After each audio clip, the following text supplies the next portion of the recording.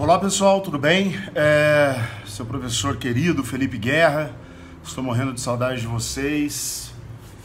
Hoje nós vamos falar sobre a aula 4 de técnicas de redação. Eu tô aguentando mais esse negócio de gravar aula, cara. Quero ver gente! Quero ver gente! Bom, pessoal, o negócio é o seguinte, então hoje nós vamos falar o finalzinho aí da parte de dissertação. Muita gente tá me mandando material muito bom. Eu acho engraçado que muita gente se preocupou com aquele comentário que eu fiz, né? Que tinha uns trabalhos que estavam meia boca, assim. É engraçado que as pessoas que vão bem se preocupam. E as pessoas que fazem o trabalho meia boca nem entram em contato, se pá, nem viu o vídeo, né? Mas vamos lá, vamos dar continuidade na aula maravilhosa de hoje. Então aqui, ó, separei para vocês aula de número 4, né? Deixa eu arrumar aqui para ficar legal, para todo mundo conseguir enxergar bonitinho. E hoje, gente, eu quase não vou aparecer no vídeo, porque nós vamos fazer uma leitura super interessante aqui na aula 4, né? Uma leitura de uma dissertação super bem feita. E vamos analisar essa dissertação, né? Então nós temos aqui, ó, sugestão de produção de texto com base nos esquemas que nós falamos na aula anterior, né? Então existe o esquema básico da dissertação que funciona como? No primeiro parágrafo, né, é o tema, mais o argumento de número 1, mais o argumento de número 2, mais o argumento de número 3. Lembrando que você está apresentando o argumento, você não está desenvolvendo, né? No segundo parágrafo, a gente pode colocar aqui, ó, o desenvolvimento do argumento 1. No terceiro parágrafo, o desenvolvimento do argumento 2. No quarto parágrafo, o desenvolvimento do argumento 3. E no quinto parágrafo, uma expressão inicial, né, de conclusão, mais a reafirmação do tema final. Pessoal, esses 5 parágrafos aqui, lembrando que vocês têm que fazer isso em 35 linhas no máximo. E dependendo do lugar onde você for fazer essa dissertação, até menos, né? Eu já vi lugares onde eram 25 linhas. Então, você tem que ter isso muito bem pensado para não chutar, tipo, encher linguiça aqui e perder linha nos outros argumentos. Beleza? Nossa, Felipe, isso é impossível. Não é. Você tem que focar e escrever bem, né? Não ficar enchendo linguiça. Então a gente tem aí, né, o tema e o ponto de vista. Então eu trouxe um exemplo aqui para vocês, né? Chegando ao terceiro milênio, o homem ainda não conseguiu resolver graves problemas que preocupam a todos. Isso aqui, gente, é um ponto de vista, né? É um tema que foi dado com um ponto de vista, né? Por quê? Né? Aí o primeiro argumento. Então, vamos só lembrar aqui, né? Qual é o ponto de vista? Qual é o tema? Chegando ao terceiro milênio, o homem ainda não conseguiu resolver graves problemas que preocupam a todos. Por quê? Primeiro argumento, porque existem populações imersas em completa miséria. Realmente. Argumento 2, a paz é interrompida frequentemente por conflitos internacionais. É um argumento. E o terceiro argumento, o meio ambiente encontra-se ameaçado por sério desequilíbrio ecológico. Então, esses são os 3 argumentos que a pessoa apresentou baseado nesse tema. Que tema que é? É um tema que tem um ponto de vista, que é: estamos chegando no terceiro milênio, né? E o homem ainda não conseguiu resolver graves problemas que preocupam a todos, independente da nacionalidade, independente do credo, da religião, né? Essa coisa arada toda. Então, ó, o texto desenvolvido. Então nós temos aqui a introdução. Chegando ao terceiro milênio, o homem ainda não conseguiu resolver os graves problemas que preocupam a todos, pois existem populações imersas em completa miséria, a paz é interrompida frequentemente por conflitos internacionais e, além do mais, o meio ambiente encontra-se ameaçado por sério desequilíbrio ecológico. Reparem, né, aqui que nós usamos aí né, algumas expressões para fazer a ligação dos argumentos. Então foi colocado aqui, foi feita uma introdução e foi colocado os 3 argumentos aí, né? Primeiro parágrafo, desenvolvimento do primeiro argumento. Embora o planeta disponha de riquezas incalculáveis, estas mal distribuídas, quer entre estados, quer entre indivíduos, encontramos legiões de famintos em pontos específicos da Terra. Nos países de terceiro mundo, sobretudo em certas regiões da África, vemos com tristeza a falência da solidariedade humana e da colaboração entre nações. Pessoal, o exemplo de parágrafo bem feito, hein? A pessoa usou uma série de palavras que a gente não tem o hábito de usar toda hora, ou seja, enriquece o parágrafo, faz com que a gente queira ler mais, né? Argumentou, né, desenvolveu o primeiro argumento de maneira sucinta, mas extremamente eficiente, né? E agora a gente vai aí para o segundo parágrafo. Além disso, nestas últimas décadas, temos assistido com certa preocupação aos conflitos internacionais que sucedem.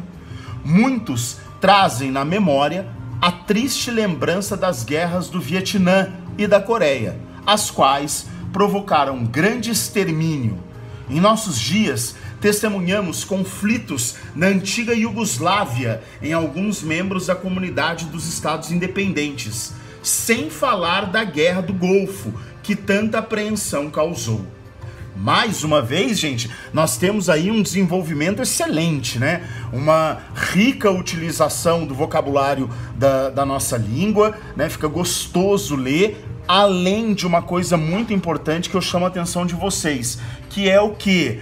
Um conhecimento profundo do argumento que ele está utilizando, né? Exemplo, eu não faço a menor ideia, né, de conflito na Iugoslávia, mas a pessoa que está falando sabe, então ela tem esse embasamento muito legal. Uma coisa que eu quero que vocês reparem também é que é o seguinte, ele usou de ponto final e na mesma linha, então continua o mesmo parágrafo, porém ele deu uma pausa rigorosa, fazendo com que aconteça uma reflexão sobre aquilo que veio e está por vir, né? E o terceiro parágrafo, né?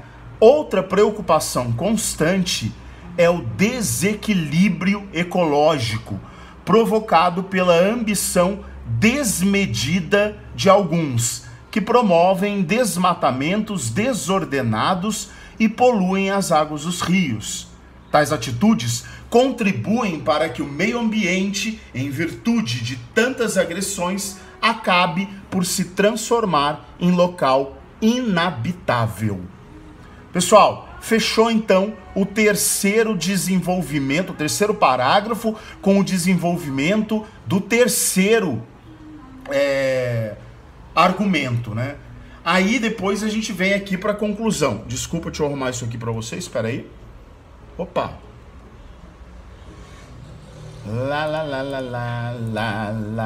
Lá. Então pronto aqui, ó. Vamos lá. Conclusão, né? Em virtude dos fatos mencionados, os 3 argumentos, somos levados a acreditar que o homem está muito longe de solucionar os graves problemas que afligem diretamente uma grande parcela da humanidade e indiretamente a qualquer pessoa consciente e solidária. É desejo de todos nós que algo seja feito no sentido de conter essas forças ameaçadoras. Então a conclusão, ele pegou os 3 argumentos, né, e encerrou num pensamento que é importante, né, que a gente comece a refletir sobre os argumentos que foram apresentados para chegar numa conclusão satisfatória para todo mundo, né? Esse exemplo ficou bem legal. Aí a gente tem outra redação aqui, né, que é a redação da Isabela Carvalho Leme Vieira da Cruz, do Rio de Janeiro, e essa redação dela foi nota 1000 em 2011, se não me engano, no Enem, tá? Essa eu só vou ler para vocês verem como é que a montagem que foi discriminada aqui, né, como é que vai fazer, né, ela utilizou numa redação direta, beleza? O fim do grande irmão. Câmeras que gravam qualquer movimento, telas transmitindo notícias a todo minuto, o Estado e a mídia controlando os cidadãos.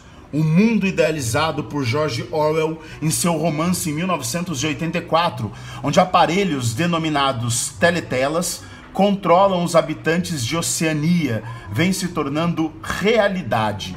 Com a televisão e principalmente a internet, somos influenciados, para não dizer manipulados, todos os dias. Essa foi a introdução.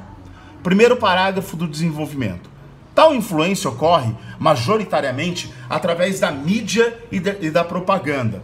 Com elas, padrões de vida são disseminados a uma velocidade assombrosa, fazendo a sociedade, muitas vezes privada de consciência crítica, absorvê-los e incorporá-los como ideais próprios.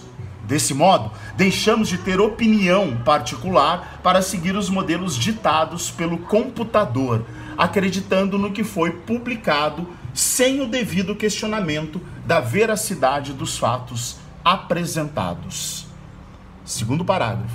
Com isso, as novas redes sociais surgidas nesse início do século XXI se tornam os principais vetores da alienação cultural e social da população, uma vez que todos possuem um perfil virtual com acesso imensurável a todo tipo de informações. Por isso, diversas empresas e personalidades se valem da criação de perfis próprios, atraindo diversos seguidores, aos quais impõem a sua maneira de agir e pensar. Esses usuários, então, se tornam mais vulneráveis e suscetíveis à manipulação virtual. Vamos para o terceiro desenvolvimento.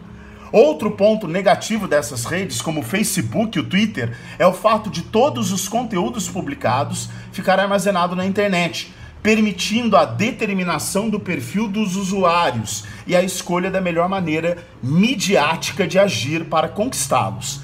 Além disso, o uso indiscriminado de tais perfis possibilita a veiculação de imagens ou arquivos difamadores, servindo como ferramenta política e social para aumentar a credibilidade de determinadas personalidades, como ocorre com Hugo Chávez em sua ditadura na Venezuela, e comprometendo outras com falsas denúncias, por exemplo. A conclusão.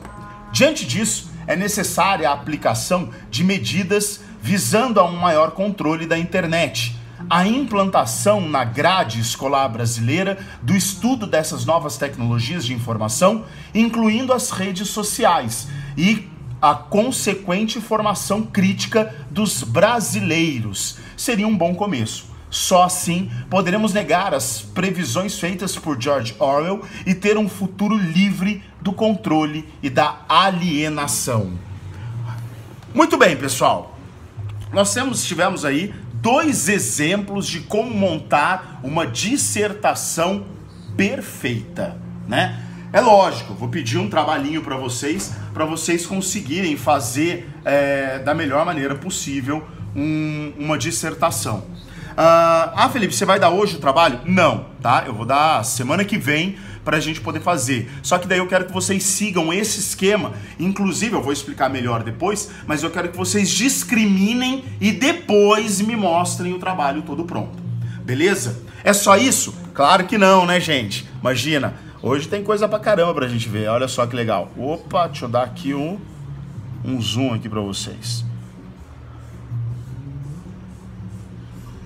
Então vamos lá, né? Em síntese, o que a gente tem que observar? Simplicidade. Use palavras conhecidas e adequadas. Clareza. O segredo está em não deixar nada subentendido, nem imaginar que o leitor sabe o que você quer dizer, né? Você tem que ser claro e objetivo.